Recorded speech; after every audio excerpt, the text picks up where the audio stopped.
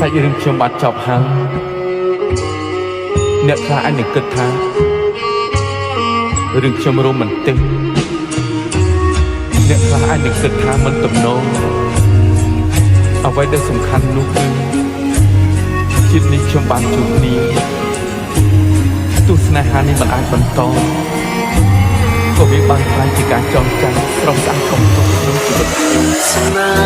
ហាលោកនេះជាអូនទៅហេតុអ្វីត្រូវតម្រូវឲ្យបែកទេវតាចាំមហាម្ដេចលោកបាត់ណែ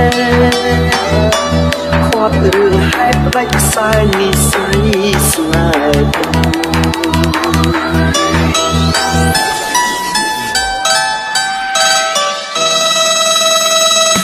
ធ្លាប់ស្រមៃផ្សងគេងកាយខ្នើយមួយរួមអូនរត់លួនខែឆ្លងជកម្មជីវិតតែគ្រប់យ៉ាងមិនឈ្នះអំណាចរំលាខិតមេឃដីដាច់ចិត្តឲ្យអូនក្រាបគុំនឹងពីហើយជាតិនេះកម្មបំបែកអូនស្រែកសូមជួបបងជាតិក្រោយមានស្អីមិនចេញហើយមានជាតិក្រោយក៏មិនប្រកាសថាបានស្គាល់ The sound of my DJ